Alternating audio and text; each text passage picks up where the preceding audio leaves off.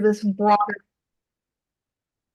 broader anti-oppressive lens, as opposed to just an anti-racist lens in response to, this one moment in history, which of course dealt with the deep racist problems in the United States, where San Jose State is located, but of course are part of these broader intersecting systems of oppression. And so with the support of our Associate Dean for Academics and the college, we set about looking at how we could support anti-oppressive education within our college.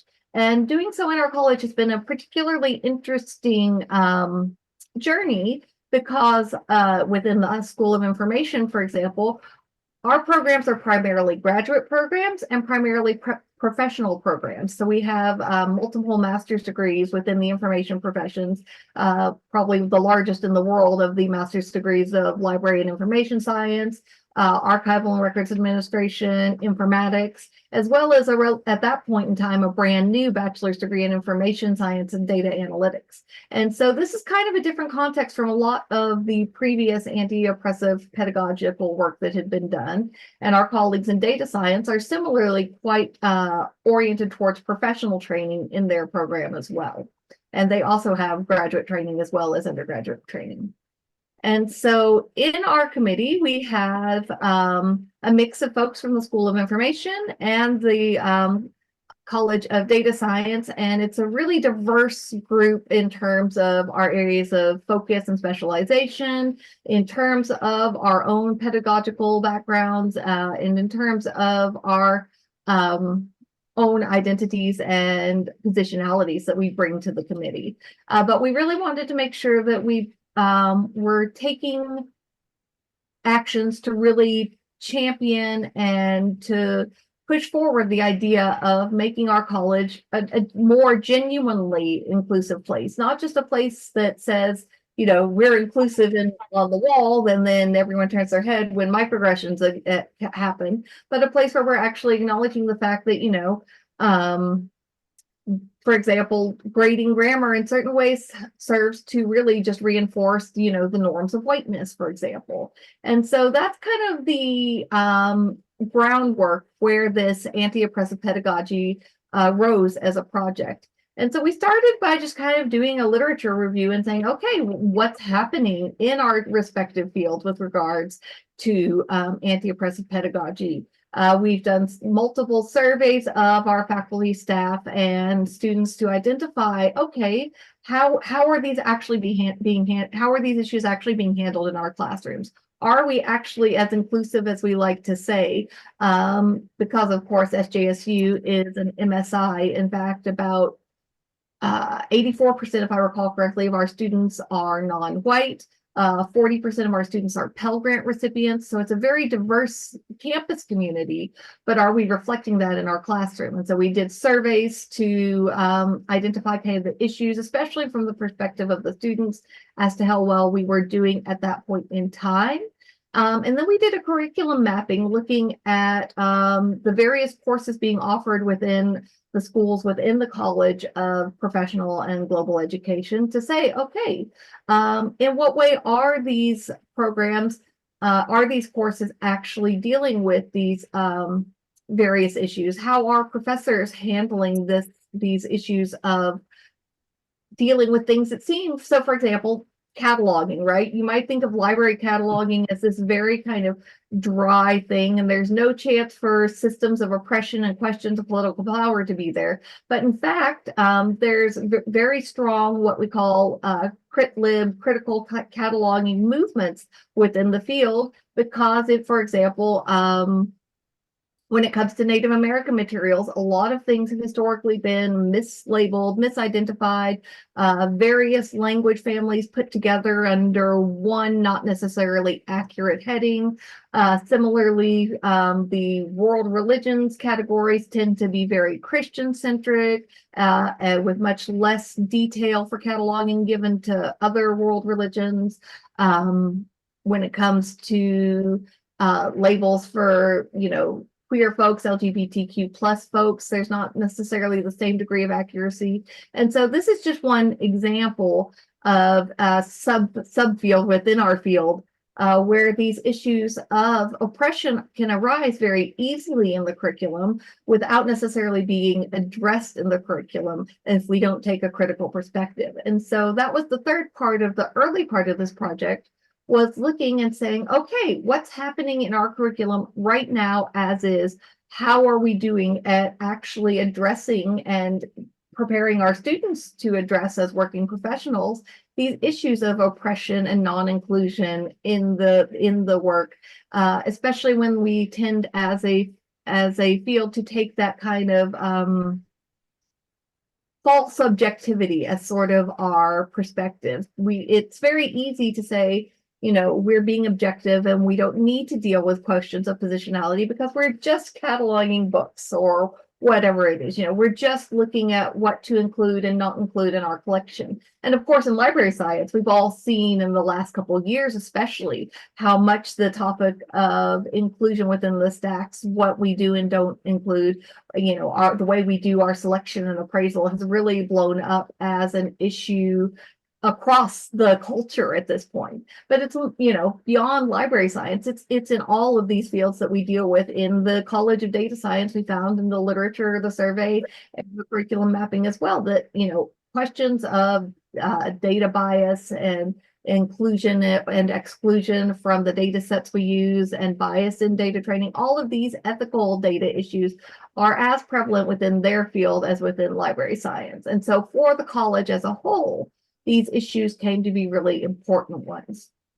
And so for the last 2 years, since 2022, one of the actions that we've been taking after we did sort of our groundwork, our survey and literature review and curriculum mapping, was say, how do we equip our faculty to be more inclusive in the way that they instruct our students? How do we equip them to deal with these, you know, thorny issues in a really inclusive way, especially faculty who might not, you know, white folks like me? How do we train folks to be able to be aware, to recognize microaggressions in the classroom, to handle the curriculum, and to identify those places where we're not necessarily being inclusive, not necessarily out of malice or bad intent, but just out of ignorance and sort of the broader cultural streams that make it really easy to not see when we're not doing what we should be doing. And so what we arose at as one of the interventions that we could make as a committee was to develop a anti-oppressive pedagogy certificate program for faculty to take. And so we started with an equity audit. We used, I think, including a Peralta tool, a few different tools to do equity audits for folks in their class. And then we rolled out a pilot certificate with, I think, 5 professors. And then this semester, we finally rolled out the first class of the certificate, which has been really exciting and fulfilling to see. And everyone on the committee has played a really heavy role in doing the lifting for this. You know, we've all been there marking and responding and providing resources. And I also want to give a quick acknowledgement to our Center for Faculty Development and a couple of other departments who've already done similar work, who were willing to share the work, the resources, the Canvas modules that they had already developed, so that we weren't working entirely from scratch in building this and developing this. And so cohort 2 has just completed theirs, and on May 3rd, so, you know, just a few days, we'll actually have a showcase of the classroom interventions that they have done. And later on, Guannan will give an example of one of those students and their work. And so over the summer, our big work will be analyzing and evaluating the data. So we've done a lot of, you know, post-participation data collection with those faculty who participated, so we can analyze, evaluate the data. And then we'll be continuing with the offering the certificate, and we've been actually approved to offer 20 faculty stipends for the next academic year to help incentivize our faculty to participate, because of course, at this point, we're really capturing those faculty who already care. And so the next big stage will be incentivizing and getting the folks for whom anti-oppressive pedagogy isn't necessarily top of mind, top of radar with all the other responsibilities that they have to carry. And so in fall of 2023, we launched this as a pilot course in Canvas around topics such as inclusive teaching, anti-racist pedagogy, accessible education, universal design, and authentic assessment, so that we could try to capture, excuse me.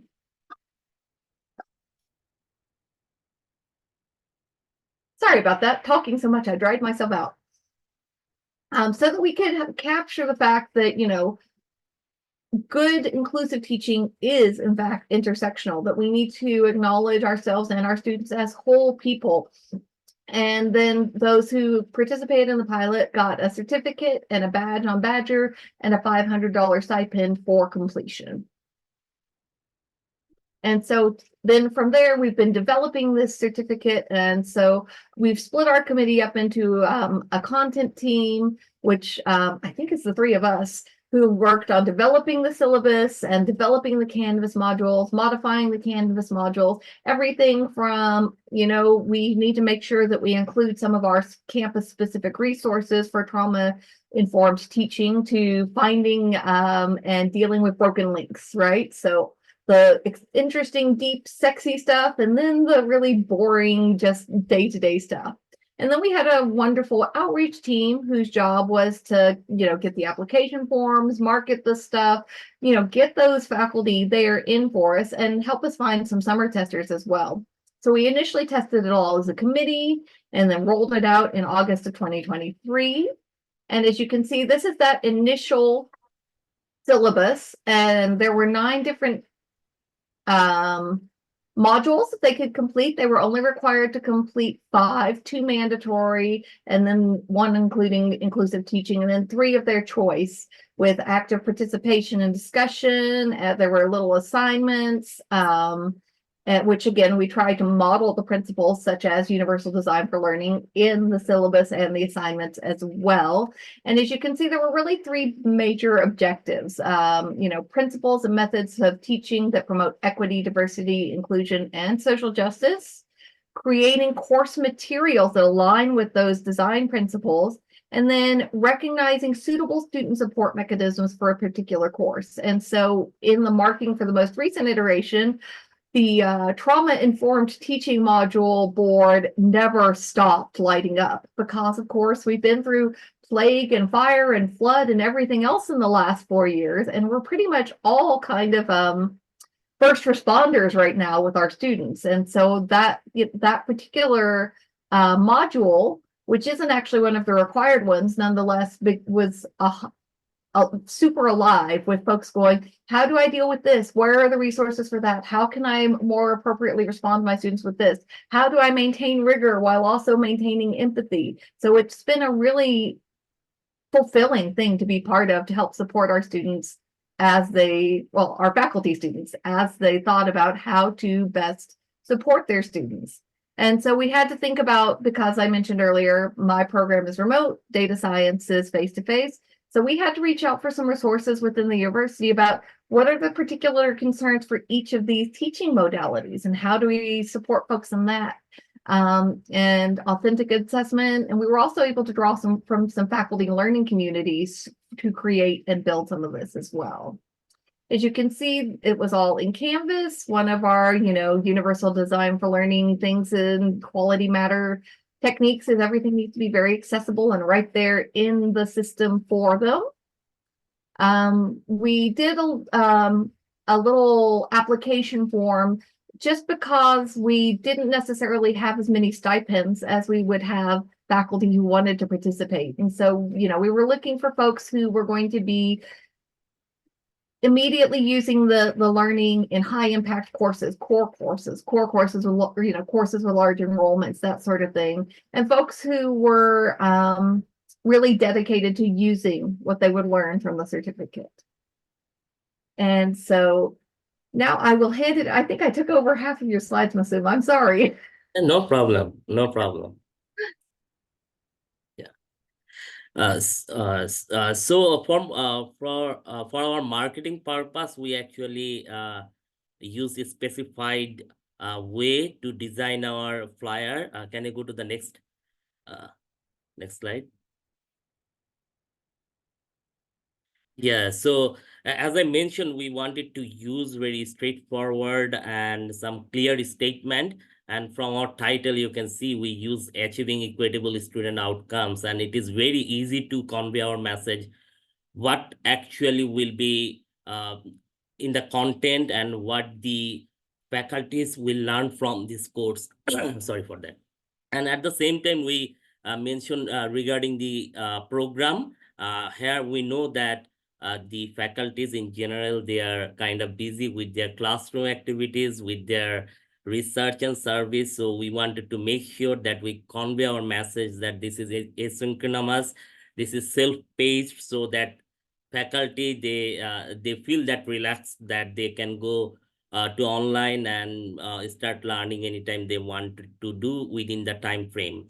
And we also mentioned our requirements very vividly, that what they need to complete. And Dara already mentioned that there are already like out of 9 modules, each of the participants should complete 5, and 2 are mandatory and 3 are optional.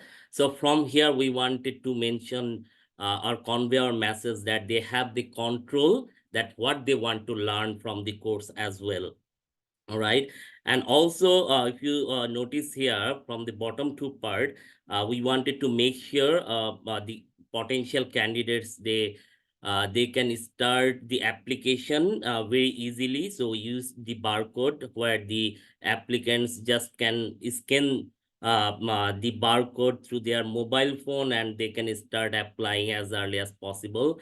So that we make sure this process is very straightforward and easy. And at the same time, we wanted to remind them they are not only learning, but also there are some perks like receiving certificate, badge, and at the same time, there are $1,000 stipend.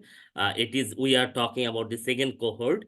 And also, if you notice, before going to the next slide, that the image we used in the flyer, can you go to the previous one? Uh, yes, if you notice the image we used, it actually conveyed the message of engagement, at the same time diversity. So we want to be consistent what we are offering with our course. Yeah, can you go to the next slide? So we were very fortunate. Then luckily we got another kind of gift from the SGSU provost office, that each of the college was getting some fund, and they wanted to use that fund for EDISJ purpose, and we were already doing some certification. So we took the opportunity, and we kind of convert our semester long program and some kind of condensed program with the same course content, which is achieving equitable student outcomes. And Dara already mentioned all of this. So it was a nice opportunity for us, and it shows how you can be strategic to get if you get this kind of opportunity to use the resources strategically to further our mission for my equitable education. Yeah. Can you go to the next slide? And for process for monitoring and engaging the participants, so what we did, that we were 6 uh, team members, so we wanted to divide the work, or you can tell the like monitoring the participants engagement equally. So what we did the rotation for 2 weeks each of the team members. And from the first cohort, we learned one lesson, that in general, the faculty or the students' point of view, they wanted to complete all the works at the end of the semester. So what happened? The last team member who was kind of part on that time, so he was overwhelmed. So in the next cohort, we learned our lesson, and we actually gave a soft a deadline to all of the participants, so that they kind of like, this is not hard participant, but they can complete the task within the soft deadline, and it worked really well, and we were happy with the time management as well. That was from me. I guess the next Liu will be talking about some example of student engagement with the program contents. Now we can show one example from our program. So could you, this example is from Dr. Jose Aguiana. So could you go to the next slide? So one of the assignment of our program is the discussion about the activity learning strategies. So, and one of our participant faculty, Dr. Jose Aguiana, gives us an example. So Dr. Jose Aguiana is an assistant professor at our university School of the Information.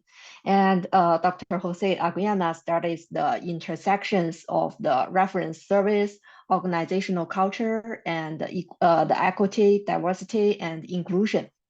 So he was at various university libraries for the first 10 years. And then he transitioned to the community colleges, mainly in Arizona and his home state of California. So he demonstrates a profound commitment to learning, both as a teacher and the scholar. So through sharing personal academic library experience in a storytelling style, he forged meaningful connections with the students, and he enriched the educational journey with the narrative and the relatable experience. And one of the key contributions he made to the program is his participation focused on the digital counter storytelling style. So this method emphasized the often marginalized voice from the students and proving like both educational and intelligent. So they aspires to like further incorporate digital counter storytelling in the future course, expanding this storytelling style, expanding its influence. And moreover, he believes strongly in activity learning storage strategies that compel students to reflect instead of simply restate what's in the literature. So by challenging the students to consider how their work environment, how could they involve in their roles as potential change agents. So these discussions tend to flow innovative ideas enriched by the diverse students' contributions. And he also emphasized the importance of the exact duties and timely feedback for the active learning strategies. So he sometimes provides the video feedback throughout his course, and most students were surprised about by this engagement. Could you go to the next slide? Next, another discussion for our program is about exploring the CSU equity dashboard. So we encourage the participants, faculty to locate their college, their departments, and their courses. So to notice the equity gaps that exist based on the UMR, the gender, and the first generation states. So we list some questions to engage the participant faculties to discuss, such as what are some issues that contribute to the concerns of equity in their field, and in what ways do they think active learning strategies will support the student success and contribute to closely the equity gap, and develop a 5-point plan to address an equity gap in their course. So here, here is Dr. Jose Aguiana's example. So after reviewing the data from the spring 2023 semester on UMR, gender, and the first generation states, so he took some time to understand the information provided And as he reviewed the data for each category, he wondered why these students were successful. But some were also in DFW category. So thankfully, there are not many, but still, he wondered what life events triggered this state for them in the spring 2023. So being proactive with communication with the students has been one way to counter some of the issues they're having, but also engaging the students to reaching out each student to his assistant. And by engaging with students, whether using the writer or the video communication, he makes sure they are successful. And when he provides some written feedback, he stressed the positive contributions they provided, and also take the opportunity to give the empathetic teaching moment for the future improvement regarding the assignments. And demonstration and practicing this type of communications diminishes the equity gap in the higher education and their future as the information professionals. And being prepared for the present and the future information professionals, he gives his 5-point plan to address an equity gap as the follows. So first, he ensured the students understand he is available for discussion regarding the course assignment. And then he check in more often with students and even create like a buddy system to check in with the students with each other. And also he increased the number of literature contributions from the BPOC scholars in the course reading. And also like he invited the BPOC librarians for a podcast to discuss their experience and observations. And he assessed the students at the end of semester on these changes. So this is one of the discussions. And here is another assignment. Could you go to the next slide? Yeah, so here is another assignment from our program. So it's about the trauma-informed classroom plan. So we asked the participants, faculty to create a plan for how they might respond to the students' concerns about well-being, such as the stress, the trauma, the food insecurity, and so on. So in their plan, they need to include how they address the concerns of well-being in their syllabus, in class, and or during one-on-one conversations and so on. So here is Dr. Jose Aguiana's solution.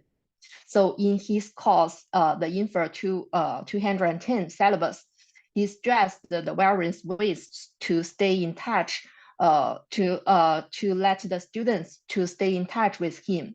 So whether by phone, by text, by email, or Zoom, and also throughout the semester, in his written and video communication, he stressed staying in touch when life events happened to the students. So there have been times like when life events interrupt the semester. So he will share his thoughts and his feelings about what is happening to the students.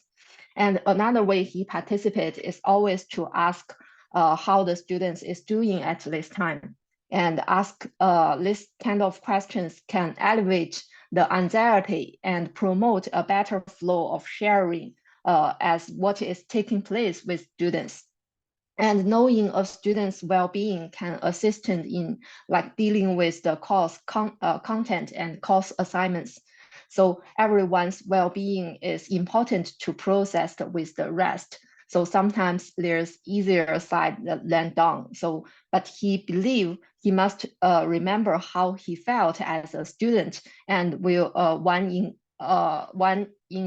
encountering with these kind of well-being issues.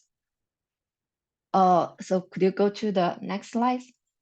So next part, we will talk about the process for the badge, the certificate, and for submitting the stipends for achieving equitable student outcomes.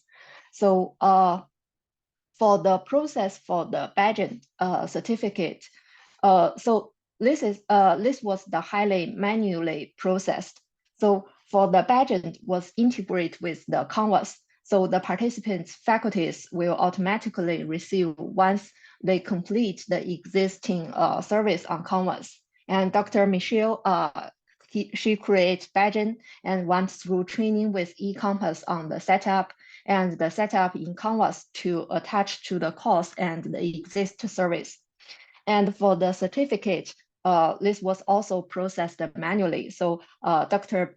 Michele created a version in Canvas and collecting the input from the communities and update each time and then email once all requirements are checked and completed.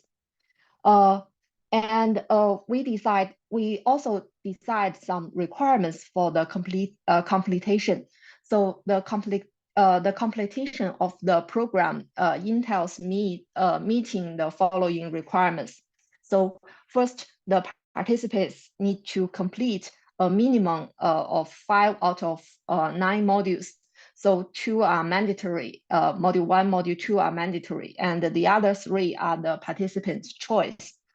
And the participants need to participate in discussion and the submission of the assignments for module 1 and module 2. And they can select the 3 modules they want to submit. And also the participants need to dedicate times over the winter break because the certificate runs from December 15, 2023 to the March 5 this year, 2024. And they also need to complete the existing service. And the participants will participate in an end of completion hybrid event, like the showcase with all colleagues. We have mentioned that showcase. So by implementing like the intervention in their course and sharing the outcomes of their course at the showcase. And after all graded and all grades and the requirements checked and that they were completed, Dr. Michele will create and email the certificates and the contact EFD person and our associate dean, Dr. Sandy, will processing of the stipends. So this requires like the names, the IDs, and the syllabus, and also the evidence of the goals of the program. Next, could you go to the next slide? Next, we will address what we learned about this progress. Could you go to the next slide? Here is one of the outcomes of the programs. So this is also a requirement for our cohort. So since the since other colleges are being on the on our initiatives, we decide to host our own college webinar, and the associate dean from all colleges and the Maggie from CFD are invited to attend this webinar as well as everyone they have shared with. So there will be a SJSU showcase in the fall 2024, but it may look different, such a website with examples. So, and also we invite the faculties to join us for our event. The CPGE, our college academic EDISJ committee will host this achieving equitable student outcomes as the CPGE webinar, which will be held on, which will be scheduled on May 3rd, just a few days later on Friday. So, if you are interested, we can you can register for this Zoom meeting and join us for this session to learn about the Achieving Equitable Student Outcomes certificate, and also hear from the faculties who participate on their experience. And this session will cover topics such as the equity, the inclusion principles, creating equitable and inclusive courses, and providing support for the students, and utilizing the assessment strategies that promote the equity. And the participating faculties will share how they implement such practice in their classes and what they learned to foster diversities and the inclusive in their classes, and resulting in a more equitable outcomes for all students. And the faculty presenters who will share their experience, including like Dr. Christie, Dr. Elsom, Dr. Jose, and Dr. Scott, and Dr. like Magno. So we will close with the details about the future like achieving equitable student outcomes certificate. And we encourage the faculties to join this event if they are interested in applying in the future course, and to help them to help us like learn from our peers' work based on this certificate experience. And could you go to the next slide? Before you go to the next slide, could you post on the chat the link so that we can enroll? The Zoom link, right? I just posted it. Yeah. This one, I can post it here.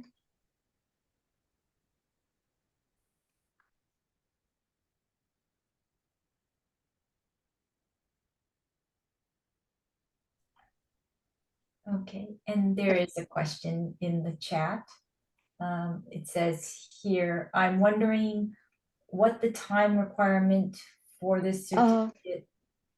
How long does it take? And how long does it take the participants to? Okay, so the time requirement for the time period of this certificate is from the December, we have say is from the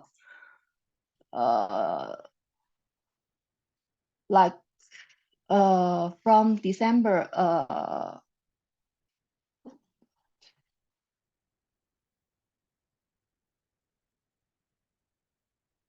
for where is it?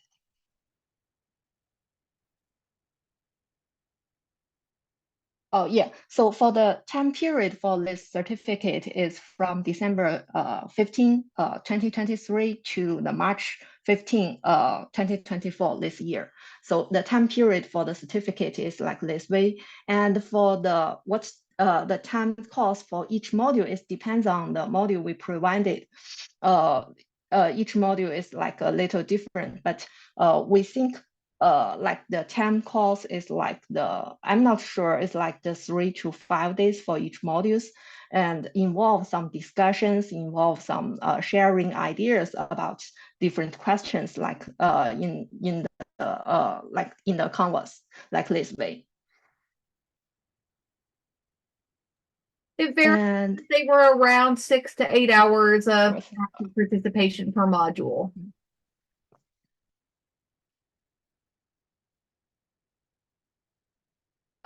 So we have only May I ask another question? Sorry. Yeah, sure. I apologize. I joined, I was at school, so I joined just now. I was wondering what would do, is this open to all faculty of all colleges, community colleges, this training, this? Right now, it's just within our college at SJSU. It's not even open to the whole university yet, but if this is something that there's that sort of appetite for, I can see no reason why it shouldn't be developed and rolled out more broadly. So it's not open to outside faculty yet? Not yet. Not yet. Okay, thank you. And since we have like only like 4 minutes, I will go fast. So for this part, we have some thoughtful like mechanisms we employed for data collection, because we have mentioned in summer we have like collect data and do some analysis for the data. So here we have designed some like a series of questions that aims to measure the overall certifications with the course, with the values provided by the individual modules, and the practical applications of the knowledge gained.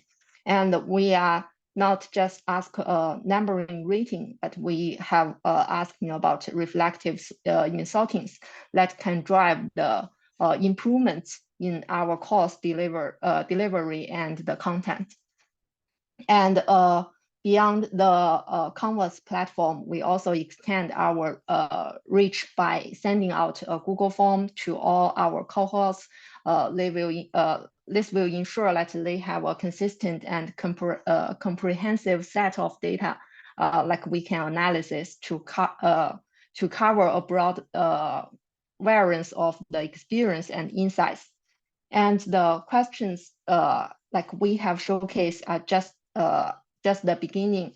So from the query level of the certifications to inviting the recommendations for the course, we open dialogue and let's transit the traditional feedback mechanisms. We want to know the confidence level of our participants in applying what they learned and how they extend the integration of these principles into their teaching practice. And could you go to the next slide? So, and also there are some barriers and challenges may arise during this program, and reflecting the complexity of integrating the equity into the academic setting.